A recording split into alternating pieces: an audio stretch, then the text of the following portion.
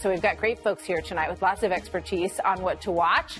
David Bossie, former Trump deputy campaign manager, Fox News contributor, and he's also the president of Citizens United, which is backing Republican AG Patrick Morrisey in the West Virginia race and Republican Jim Renacci in the Ohio Senate race. That's right. Chris Stirewalt is with me as well, native West Virginian and Fox News politics editor.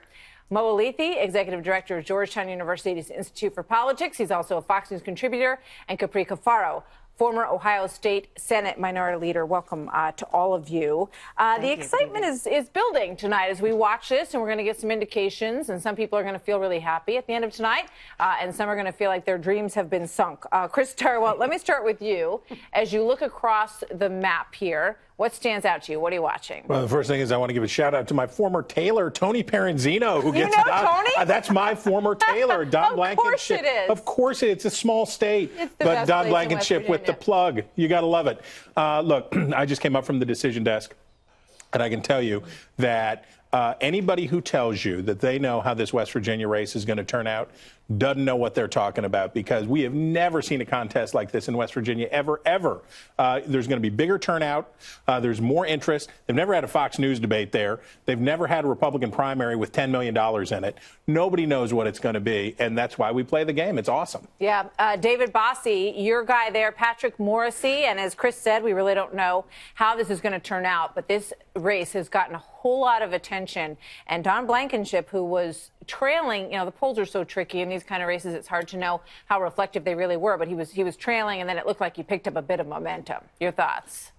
Well, I think that the West Virginia race is an incredibly interesting one for the country as a whole. But I'm hopeful that that Patrick Morrisey, the two-time Attorney General of West Virginia, wins. I think he'll be the best candidate in the general election. However, if Morrisey loses to Jenkins, I think we have a terrific chance, if either of those are the nominee, to beat the incumbent Democrat senator. The president won that state overwhelmingly by about 34 points. It is a place that Donald Trump can really help us defeat an incumbent U.S. senator that we need to beat. So it is going to be a long road if Blankenship unfortunately wins that race. All right. We'll have a lot to talk about in either case there when we get some more information on that. Capri, let me go to you. Let's talk Ohio. What are you watching there? Absolutely. A number of things. First and foremost, I think the Democratic primary for governor, we have a matchup for individuals. The two leading folks in this race, Rich Cordray, the former Attorney General of Ohio, former treasurer, and most notably the former head of the Consumer Protection Finance Bureau for the last 8 years, versus Dennis Kucinich, Dennis the Menace, who was a member of Congress for a number of years and, famously bankrupt the city of Cleveland, even though the Cleveland Plain Dealer actually endorsed Dennis Kucinich for this race. We have two other individuals. I actually voted for Joe Schiavone, my former colleague in the Ohio Senate, who's also former Senate Minority Leader, because he's a guy who's common sense and actually could, I think, bring the Trump voters back into the fold, since he's from the Mahoning Valley like I am. But it'll be interesting to see, because this is really a matchup between sort of the progressive wing and Dennis Kucinich and the establishment wing and Rich Cordray. Rich Cordray and Betty Sutton have the endorsement of the AFL-CIO. So we'll see how this goes down. Waiting with Rich Cordray? Look, comparatively to Dennis Kucinich, it's the establishment wing, okay? Well, that just pretty much says it all, doesn't it? Exactly. And guns have been playing a big role in this race. The two other things to watch in Ohio are two congressional races. One, which is the vacant seat being left by Jim Renacci, who is running for United States Senate, endorsed by Donald Trump, and I think the favorite certainly in the Senate primary here to challenge Sherrod Brown. In that open seat, it's predominantly the 16th congressional district in northeastern Ohio is a Republican-leaning seat. On the Republican side, you have two main contenders in Gonzalez and Hagan. Hagan is a young woman, a current state representative. Gonzalez is a former football star, raising a lot of money.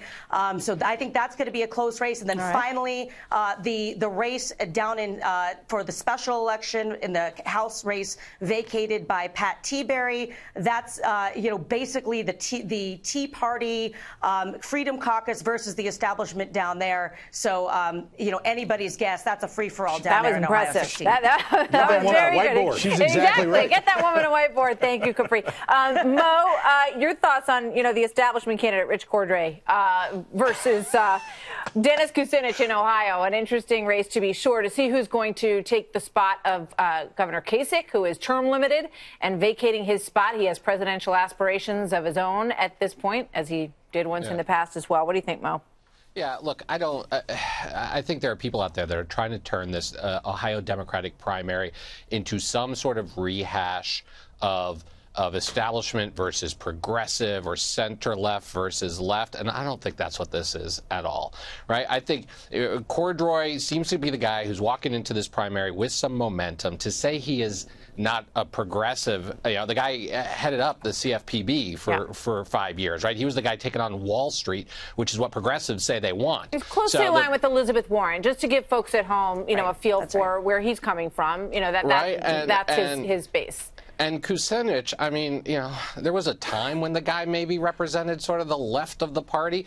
I don't know that's this time, right? I don't know that that's what he is. He kind of represents more like the hand grenade throwing wing of the party. He's being supported by Our Revolution, which is the Bernie Sanders-backed super PAC. But those guys aren't really Democrats, right? They're sort of the hand grenade wing of the base.